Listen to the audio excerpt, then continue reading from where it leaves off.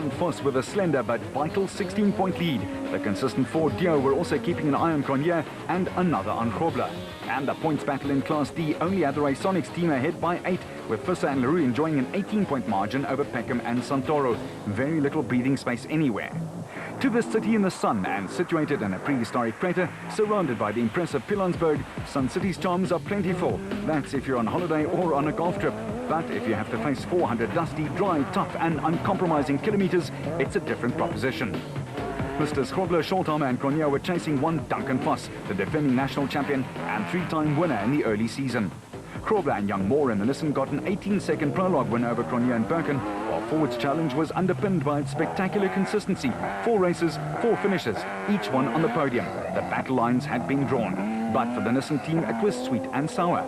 Championship log leader Duncan Voss had broken a prop shaft and limped home with a 90-minute backlog. For his teammate Grobler, it meant that it was time to let her fly, and he did. The Sasol Nissan Navaras were all flying, Tollefson and Quinn on a mission to win for the first time on African soil. Meanwhile, Voss, a 3-time victor already, was pulling out all the stops. He and Pitchford, back from overseas commitments, were up 32 places and climbing, while Ferguson and West were also in that select group of SP men who were improving with every outing, and they were getting to grips with a big Ford Ranger. The Barkhuisens confirmed their membership of the same club, another top 10 finish for them in the dust, mud and grit of the Northwest Province. Toyota's only finish on one of the tougher races of the season was Visser and Badenhorst, who brought their charge home in 9th place, scoring points in the process. In the rest of the minor placings, overtaking was still executed within sight of the finish line to secure another handful of points. Not that the often narrow, dusty and scarred surfaces gave a lot of opportunity for that to happen. Weichelt and Els cemented their Class D win in the N1 4x4 Toyota, making the category battle as open as it was at the beginning of the season, and in the process getting their noses ahead of the Zermattens in the title chase.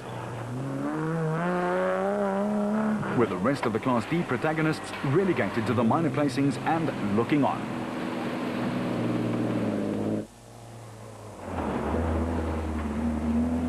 Class E was also far from over, and Gewald van Breda and Johan de Tooy had a big night after clinching their first win at Sun City in the Potch Plastics Hilux.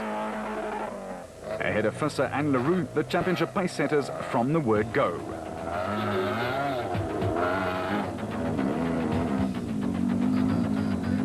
With the all-yellow Toyota of the brothers Hutting, Diedrich and Dani nabbing 3rd place ahead of some of the more fancy teams.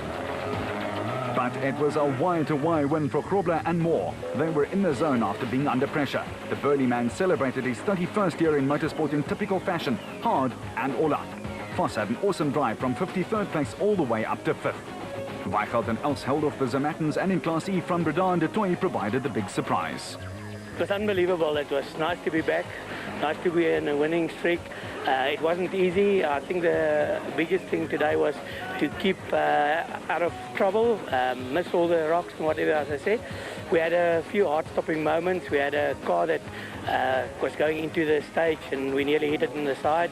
And then 20 kilometers from the end, we had one of the specials that was sitting in a ditch, and we couldn't get through. So we stopped there for about just a minute or a little bit more.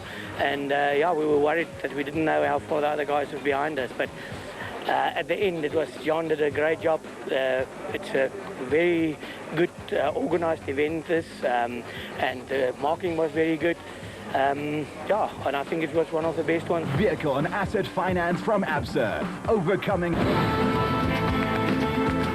The Dakar Rally is back.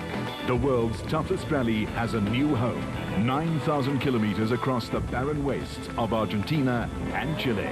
The Dakar Rally starts the 2nd of January. Exclusive to Supersport. Sponsored by Total. You know where to turn. From Absa, going the extra mile to get you financed. The African Ivory route may have run through Polokwane, but the 66 teams that lined up for round 6 of the Absa Off-Road Championship were looking for gold instead. Limpopo's unique dry deciduous forests Challenging landform and hot weather made it the ideal place to test vehicles and their occupants for the next round of the National Off-Road Battle in the SP, D and E classes. The race, scheduled for 400 k's, took in fast flat roads with a whole host of gullies, washouts, thick riverbed sand, and then the typical bushveld with its thorn trees, which limits visibility severely at times, strain car and driver. Nissan's Duncan Foss and Ralph Pitchford were setting the pace in defence of their national championship crown, but were only 8 points ahead of the veteran crew, Neil Woolridge and Kenny Shorthammer in their Ford Ranger.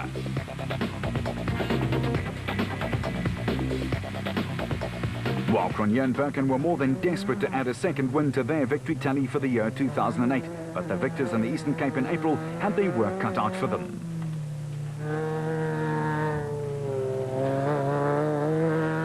Foss, though, after his bad break in the Northwest Province, went to work with a vengeance and looked like he had the bit between his teeth.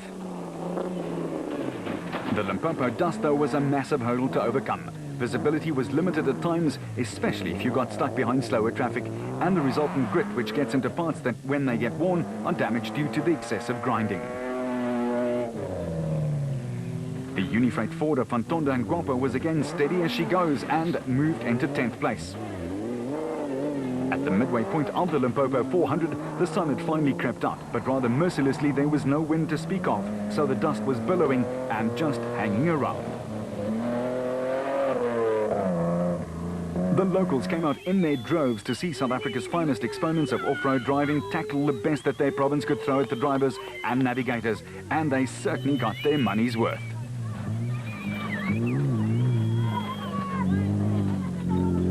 The Zomatans followed up on their only second place of the season at Sun City by striding to a confident win again here in the Limpopo province. In fact, they were a huge 13 minutes ahead.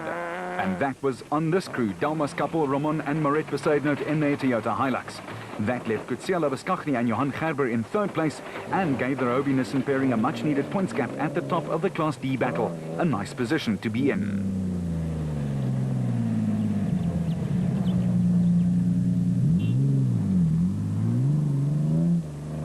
But to be fair, this battle was far from over.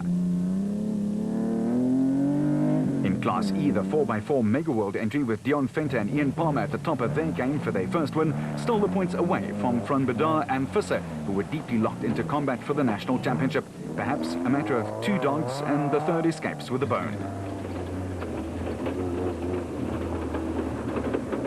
But up front, the checkered flag waited for the Nissan. After just 6 hours, it was win number 25 for Grobler, and for Nissan, an unprecedented 49th victory in 62 races since 01. We're very pleased at the moment. We don't exactly know where the other guys are. We arrived here first, and we'll just see in the next few minutes what time the other guys are going to be in. But yeah, we'll see. And they did. A second win for Grobler, closing the gap on the top of the points log on the rest of the contenders, while the Ford team again got a podium, their 6th in a row. Only 6 points separated the top 3 drivers, and the Zomatans in the red Class D hardbody had a 15-point cushion, while Visser and York Leroux had a tight hold on the Class E championship race. 2 races to go and a tough route. Several national championships still up for grabs, fired up drivers and crews, and a new innovative spectator area just 10 kilometers from the finish. That's what the 08 Toyota Dealer 400 in Leidenburg and Mpumalanga offered. The 7th and penultimate round of the ABSA Off-Road Championship was to be more spectator-friendly than ever before, while teams were impressed with a route layout that boasted new roads, 50% of which they'd never turned a wheel in anger on before. Off-road enthusiasts were really entertained on these new sections too, and it again highlighted the tight racing that had been a hallmark of the whole season. Chief organizer Willie du Plessis of the South African Motor Club had a few nice and sometimes nasty surprises and ups and downs in store for the drivers and their faithful navigators, which included some really uncompromising terrain and very dry testing countryside, with the odd bit of mud thrown in after early summer rains. For Duncan Foss, the pressure was on. The defending national champion had a tough task ahead. This year, the severity and competitiveness in off-road racing was scintillating, and in the Production Vehicle Championship, the fans and teams expected a battle of epic proportions, and that's what they got. The old mining town nestles at the foothills of the infamous Longtom Pass and surrounded by Steenkampsberg and Nachsberg mountain ranges, the highest points in Mpumalanga. It was part of the challenge that the off-roaders took on too. Grobler, chasing a 5th national title, could ill afford another non-finish, like Ian Moore did at their own event, the Nissan Sugarbelt 400. Most of the championship contenders and their crews still had to drop one result from their season points total. The 4-time champ needed every single one available out there, and early on, the tough route claimed several victims.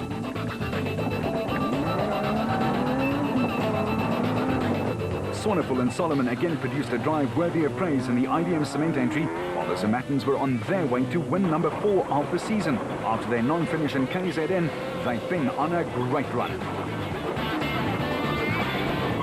Even the co-drivers' championship reflected the high standard of competition. Kenny Scholthammer, who shares the cab of the Ford with Woolridge, led Nissan John Moore, who rides alongside the crafty Grobler, by a scant 2 points. It was all to play for, even for the navigators.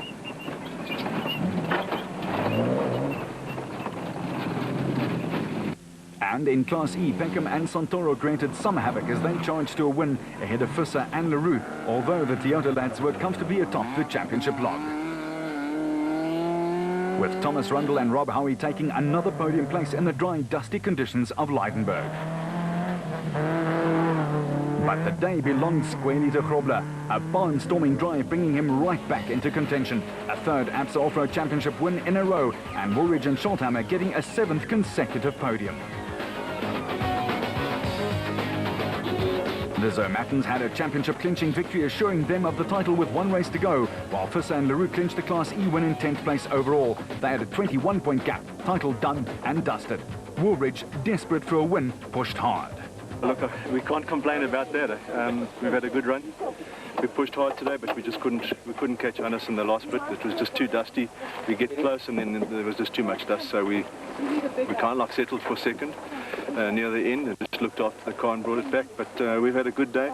We had a couple of little scares. We had a fuel pressure problem just before the service point, and it didn't slow us down, but there was definitely the car wasn't going like it should do. But otherwise, a great run, no problems. For the 8th and final race on the calendar, a brand new event, the RFS Magalies 400, made its appearance. It started and finished at the Tarleton International Raceway outside Krugersdorp and brought an entirely new feel to the 2008 season-ending finale. To top that, the overall championship was poised to be decided in the final race of the year. There was only 4 points that covered the top 3 contenders, and it had all come down to this, the last 400 Ks of racing in the last race of the season. That's after 3,500 Ks of really tough racing already all over Southern Africa. It was Neil Woolridge and Kenny Scholthammer in the Ford, leading from Hannes Grobler and Johan Moore in the one Nissan, and defending champions Duncan Foss and Ralph Pitchford in the other. It was gloves off in the home straight. Throw in Mark Grenier and his stablemate Anthony Taylor, who were both eager for a win, and throw in 1 or 2 more eager beavers, and it was clear the championship hunters needed to watch their P's and Q's. Teams such as the Barkhuisens had made massive strides in 08 and were ready to make one more onto the top step of the podium. And don't throw away the Sasol Nissan Navara team's Norwegian import Ivan Tollefson and his British co-driver Quinn Evans. They had yet to taste victory in South Africa and were ready to tantalize their taste buds. Newcomers to the SP class, the Maluland Toyota of brothers Johan and Werner Horn acquitted themselves well and took 12th in the SP lineup, while Anthony Taylor, a national champion as a teenager, was growing in his role as Toyota's new hope.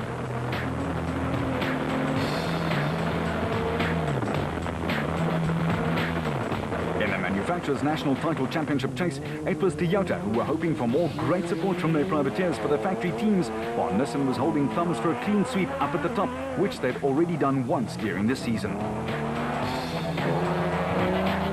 In Class D in the Ryobi Nissan, Henry and Maurice Matten had already made space for the silverware at home. They led by 35 points and had it all sewn up, but they were still looking for win number 5.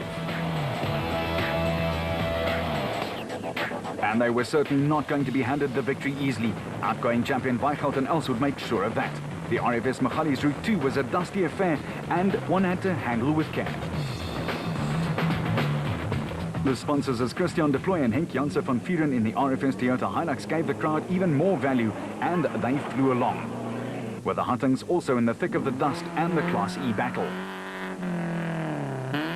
They were chased home all the way by Malcolm Koch and Wayne Brink. Even at the death of the season, the lads were racing hard. Barton Tyre Services Rundle and Howie grabbed yet another podium, leaving them to look back on a very respectable season.